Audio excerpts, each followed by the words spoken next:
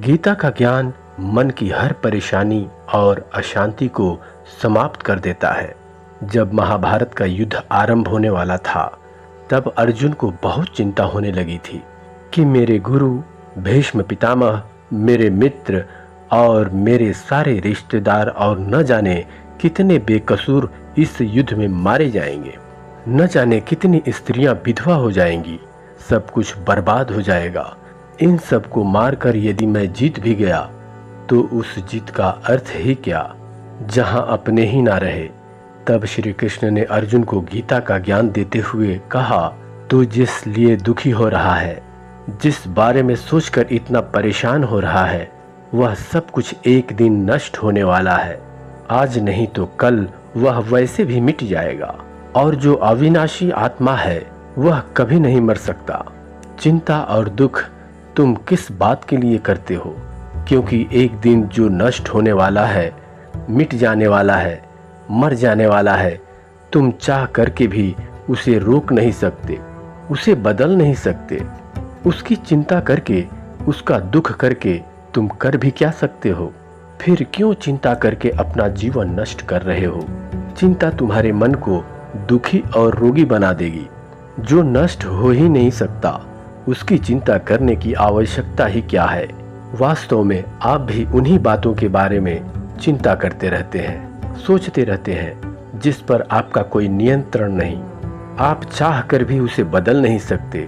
याद रहे, जो व्यक्ति इन चीजों को जितना रोकना चाहेगा, जितना दूर भागना चाहेगा, जितना चाहेगा कि जिंदगी मेरे अनुकूल, मेरे हिसाब से चले, जो मैं चाहता हूँ बस मुझे वही मिले, और जो चीज़ मैं कभी नहीं चाहता वह मेरी जिंदगी में कभी ना आए, ऐसे ही व्यक्ति को सबसे ज़्यादा चिंता और तनाव का सामना करना पड़ेगा।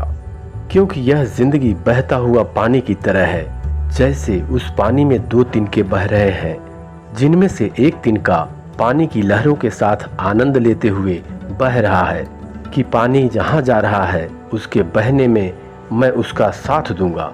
जहाँ जहाँ पानी जाएगा वहाँ वहाँ मैं उसके साथ आनंद लेता हुआ बहता रहूंगा। वह तिनका पानी के साथ साथ बह रहा है, वह तिनका पानी के साथ नाचता हुआ जा रहा है, खुश होता हुआ जा रहा है। और एक वह दूसरा तिनका है जो पानी के बहाव के साथ लड़ रहा है।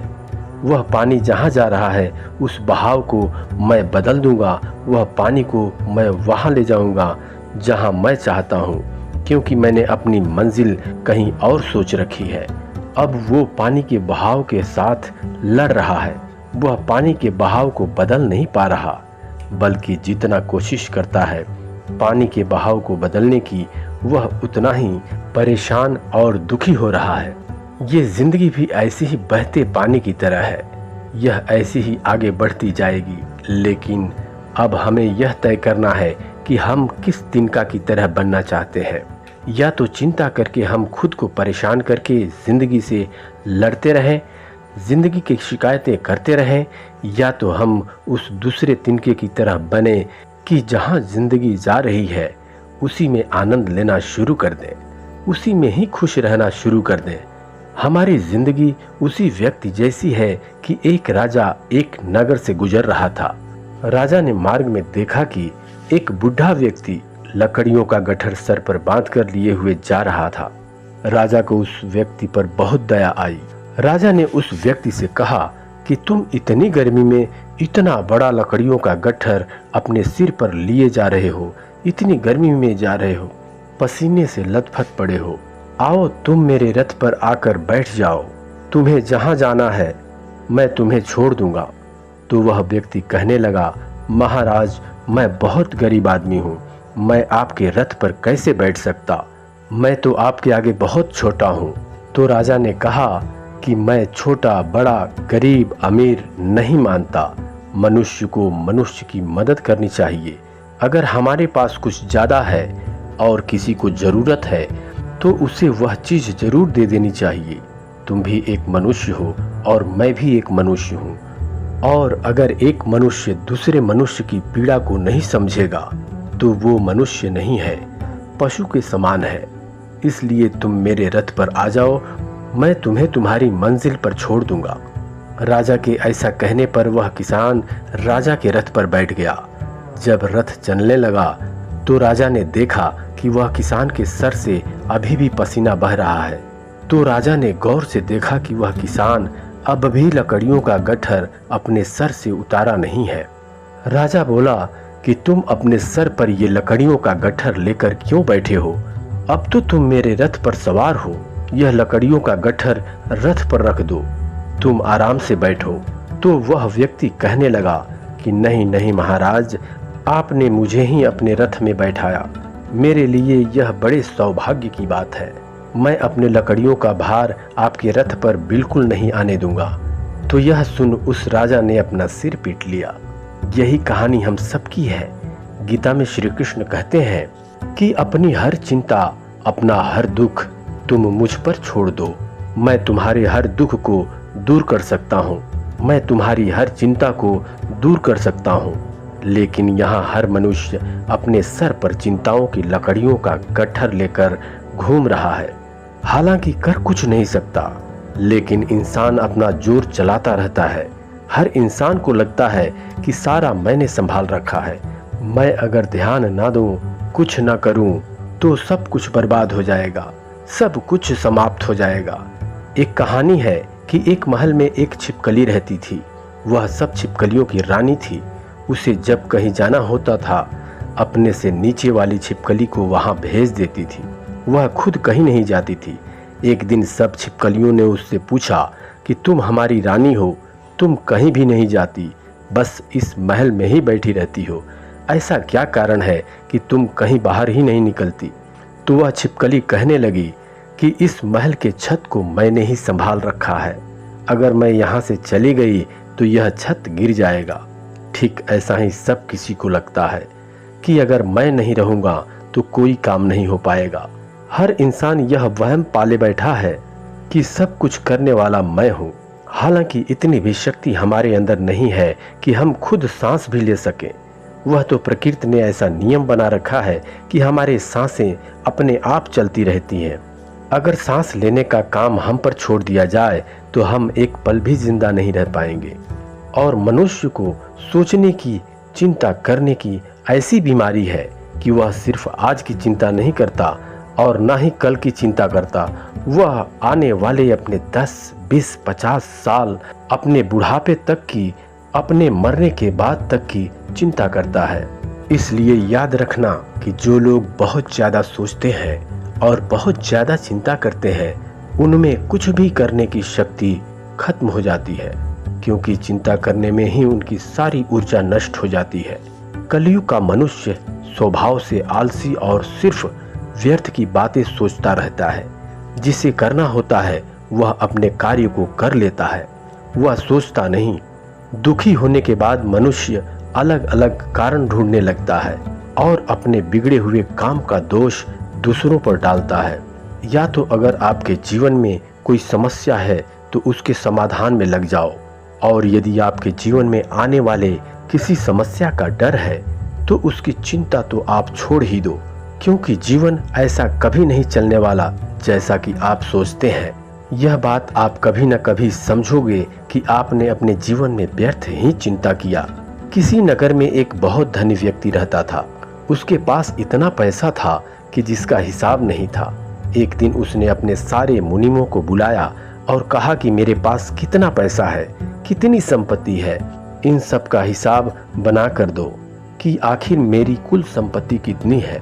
वह सारे मुनीम उस व्यक्ति के संपत्ति का हिसाब लगाने में लग गए।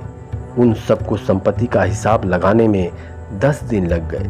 सब मुनीमों ने मिलकर उनसे कहा कि आपके पास इतना पैसा है कि आपकी 7 पीढ़ियां बैठकर खा सकती है।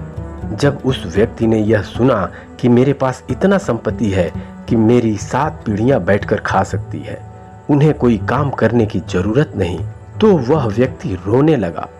तब सब मुनीमों ने पूछा कि आप रो क्यों रहे हैं, आपके पास तो अपार संपत्ति है। तो वह व्यक्ति कहने लगा कि आप लोगों ने कहा कि मेरी 7 पीढ़ियां बैठकर खा सकती है, उन्हें कोई काम करने की जरूरत नहीं है, लेकिन जब 8वीं पीढ़ी आएगी तो उनका क्या होगा, उन्हीं के बारे में सोचकर मैं दुखी हो रहा हूँ। यही आजकल के हर मनुष्य की समस्या है। आज ठीक है, कल कुछ गलत ना हो जाए, इसी चिंता में परेशान हुए जा रहे हैं। किसी नगर में एक राजा रहता था। उसका राज्य बहुत बड़ा था और उसके आसपास के जो राजा थे उनसे उनके संबंध बहुत अच्छे थे। लेकिन वह राजा चिंता करता रहता था कि कल को यह सारे राजा मेरे शत्रु बन जाएं और मुझ पर हमला कर दें तो क्या होगा, मैं आगे कैसे जी पाऊंगा, मेरी जिंदगी कैसे चल पाएगी। बेवजह चिंताओं में उलझा रहता था।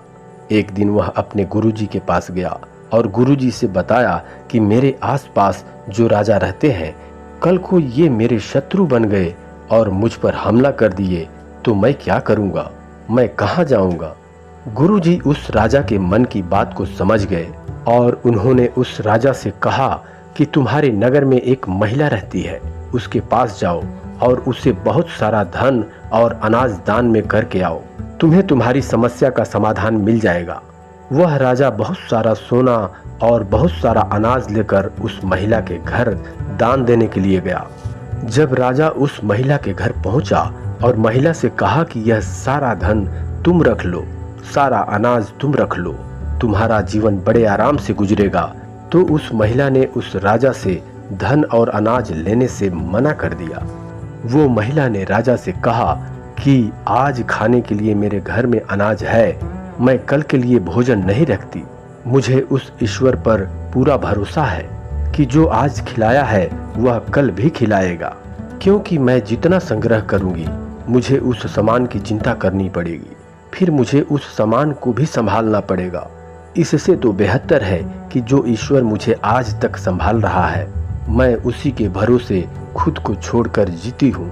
जो आज तक खिलाता आया वह आगे भी खिलाता रहेगा। तो गीता का ज्ञान यही हमें सिखाता है। गीता में श्री कृष्ण अर्जुन को यही बार बार कहते हैं कि हे अर्जुन, अपनी मन की सारी चिंताएं और अपने मन के सारे विचार तुम मुझे सौंप दो। अपने मन को हल्का कर लो, क्योंकि चिंता करके तुम सिर्फ दुख प्राप्त कर सकते हो। कभी देखा है कि चिंता करके कभी किसी इंसान को खुशी मिली है, या फिर चिंता करके किसी को अपने समस्या का समाधान मिला हो? अगर गहराई से देखा जाए तो चिंता एक मानसिक बीमारी है। चिंता वही इंसान करता है जो कर्म नहीं करता, कर्म करने के बजाय विचारों में लग जाता है। जो कर्म में लगा रहेगा उसे चिंता करने का समय ही नहीं मिलेगा, और जो व्यक्ति कर्म को त्याग कर देगा वह अपने खाली समय में चिंता ही करता रहेगा। तो अपने आप को अपने कर्म में लगाओ, जैसे कि श्री कृष्ण ने अर्जुन को उसका कर्म याद दिलाया। तुम्हें अपना कर्म करना है, तुम्हें सोचना और विचार करना यह तुम्हारा धर्म नहीं है। तुम क्षत्रिय हो, तुम्हारा कर्म क्या है कि अधर्मियों का नाश करना, जो अन्याय करते हैं, जो अत्याचार करते हैं। तुम संसार के भगवान नहीं हो, तुम कुछ नियंत्रित नहीं कर सकते। यहाँ हर इंसान जीना चाहता है, फिर भी सबको मरना पड़ता है। इसी छोटी सी चीज को यदि हम समझ लें कि यह जिंदगी बस बहती जा रही है और हम इसे रोक नहीं सकते, बस जो हो रहा है उसमें अपने लिए खुशियों और एक आनंद भरी जिंदगी हासिल करनी है।